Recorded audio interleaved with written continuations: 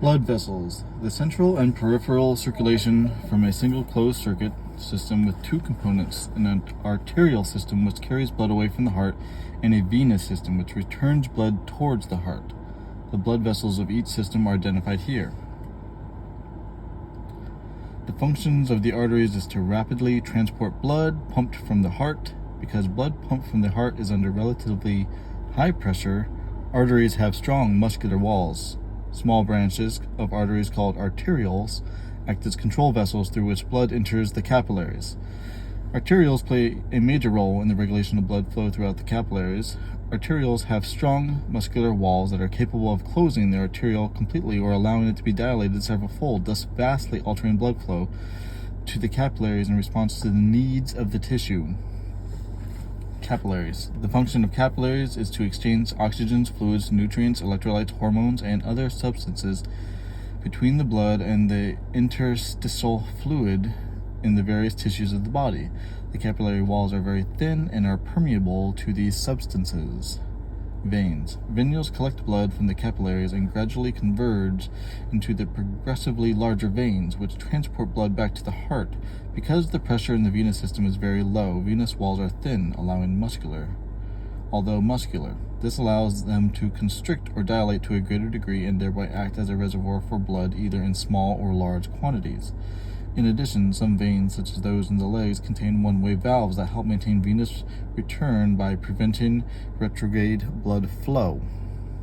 Blood. The two major functions of the blood are to transport oxygen from the lungs to the tissue and for the use in the cellular metabolism and the removal of carbon dioxide, the most abundant byproduct of metabolism, from the tissue to the lungs. The transport of oxygen is accomplished by hemoglobin, the iron protein molecule carried by the red blood cells. The hemoglobin is an additional important role in an acid-base buffer, a regular regulator of hydrogen.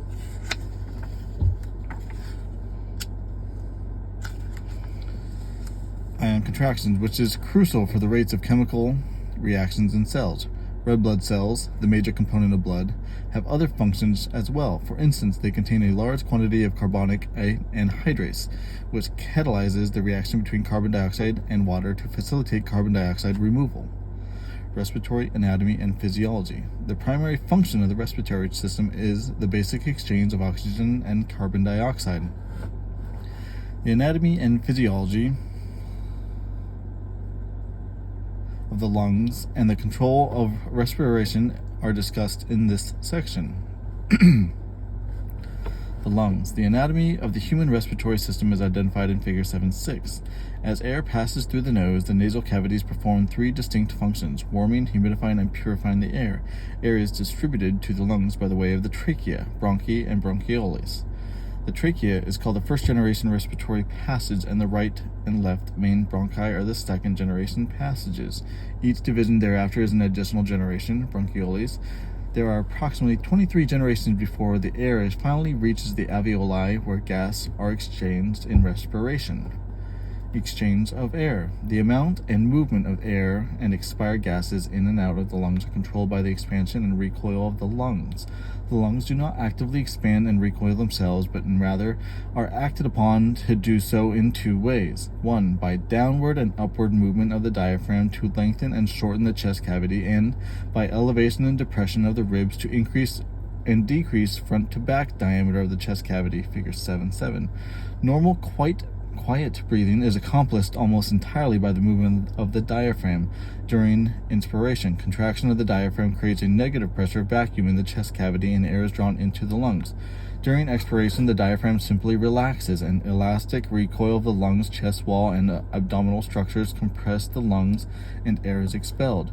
During heavy breathing, the elastic forces alone are not powerful enough to provide the necessary respiratory response.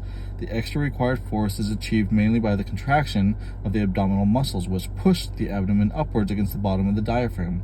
The second method for expanding the lungs is to raise the rib cage. Because the chest cavity is small and the ribs are slanted downward while in the resting position, elevating the rib cage allows the ribs to project almost directly forward so that the sternum can be moved forward and away from the spine. The muscles that elevate the rib cage are called muscles of inspiration, include the external intercostals, sternocleidomastoids, mastoids, the anterior serrati, and the scalene. The muscles that depress the chest are the muscles of expiration and include the abdominal muscles, rectus abdominis, external and internal obliques, and transverse abdominis, and the internal intercostals.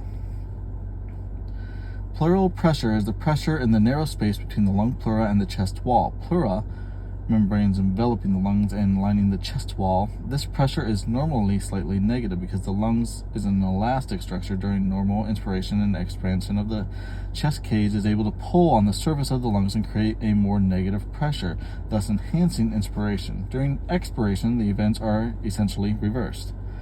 Alveoli pressure then is the pressure inside the alveoli when the glottis is open and no airflow in or out of the lungs.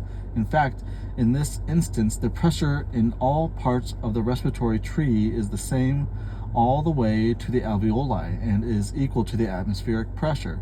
To cause inward flow of the air during inspiration, the pressure of the alveoli must fall to the value slightly below atmospheric pressure. During expiration, alveolar pressure must rise above atmospheric pressure.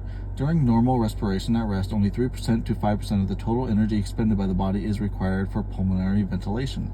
During very heavy exercise, however, the amount of energy required can increase to as much as 8% of the total body energy expenditure, especially if the person has any degree of increased airway resistance, as occurs with exercise-induced asthma.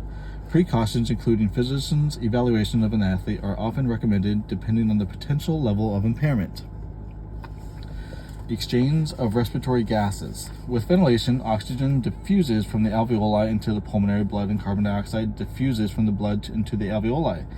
The process of diffusion is a simple random motion of molecules moving in opposite directions through the alveoli capillary membrane. The energy for diffusion is provided by the kinetic motion of the molecules themselves. Net diffusion of the gas occurs from the region of high concentration to the region of low concentration. The rates of diffusion of the two gases depend on their concentrations in the capillaries and alveoli and the partial pressure of each gas. At rest, the partial pressure of oxygen in the alveoli is about 60 millimeters of mercury, greater than that of the pulmonary capillaries. Thus, oxygen diffuses into the pulmonary capillary blood. Similarly, carbon dioxide diffuses in the opposite direction.